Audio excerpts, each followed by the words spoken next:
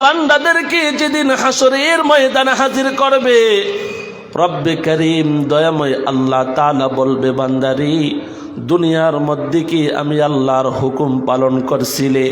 আল্লাহর রাসূল বলেন, আউয়ালু মা ইউহাসাবু বিহিল আবদু ইয়াউমাল কিয়ামাতিস সালাহ। কাল হাসরের ময়দানে মহান আল্লাহ তাআলা সর্বপ্রথম তার বান্দার কাছ থেকে নামাজের হিসাব নিবে। বান্দাকে প্রশ্ন করবে, রে আব্দুর রহমান আব্দুল করিম, দুনিয়ার মধ্যে কি তুমি আমি আল্লাহর হুকুম পালন করেছিলে? আল্লাহর বান্দা বলবে, আল্লাহ আমি আপনার হুকুম পালন করেছি, আমি যথাযথভাবে আপনার গোলামি করেছি। আল্লাহ বলবে, বান্দারে তাহলে হাসরের ময়দানে আমি রবের কুদরতে কদমে একটা সাজদা দিয়া তুমি দেখায়া দাও, কিভাবে দুনিয়ায় আমি আল্লাহর কুদরতে কদমে সাজদা দিয়েছিলে। এর বিশ্বনাথ এলাকার যুবক,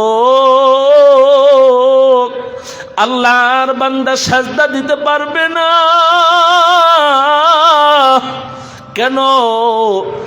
এই আল্লাহর বান্দা তো দুনিয়ার মধ্যে ফজরের নামাজ আদায় করে নাই, জোহর পড়ে নাই, মাগরিব পড়ে নাই, এশার পড়ে নাই। আল্লাহর বান্দা এই জমিনে মুসলমান দাবি করে, শুধু জুমার নামাজ পড়ে এমন মুসলমান আপনার আমার সমাজে আছে না? না,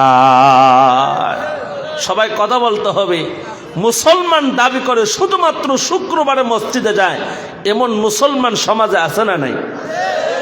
আমার ভাইয়েরা, মসজিদের মধ্যে আজান হয় 5 ওয়াক্ত। আহারে মুসলমান, ফজরের সময় আল্লাহর ঘর মসজিদে যখন যাওয়া হয়, তাকেই দেখবেন মসজিদের মধ্যে মুসল্লির খুব অভাব, অথচ জুমার দিন মুসল্লির অভাব নাই। কথা বলেন ঠিক কিনা? আল্লাহর ভয় না থাকার কারণে এই জমিনের মধ্যে আল্লাহর বান্দারা নিজেদের মন ঘোরা মতো ইবাদত করে। আল্লাহ তাআলা তার জন্য ইমানদারদেরকে ডেকে ডেকে বলেন, ইয়া আইয়ুহাল্লাযীনা আমানুত্তাকুল্লাহ হাক্কা তুকাতিহি ওয়া লা তামুতুন্না ইল্লা ওয়া আনতুম মুসলিমুন।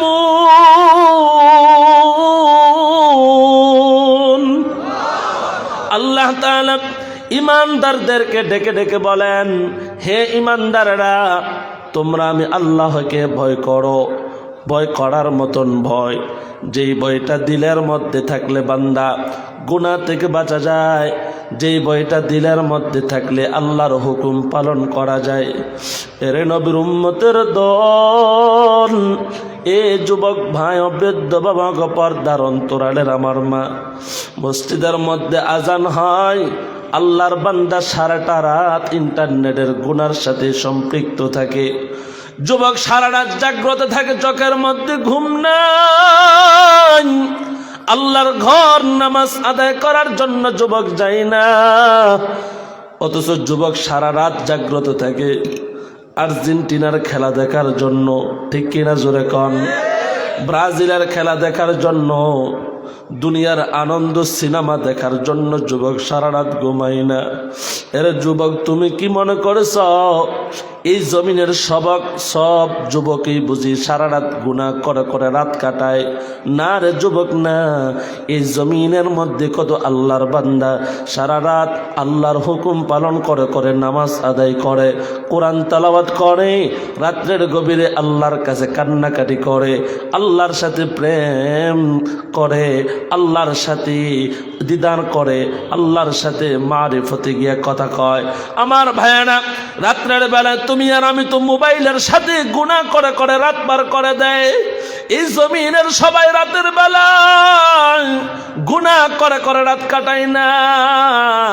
যুবকরি, রাতের বেলায় যে গুনাহ করতেছ, দুনিয়ার মা দেখে না, আব্বা দেখে না, দুনিয়ার কেউ দেখে না।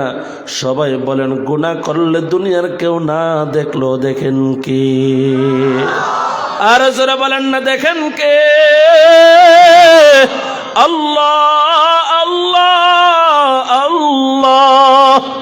অতিও গভীর হয় রজনী যখন নীরবে প্রভুর নাম জপিও তখন।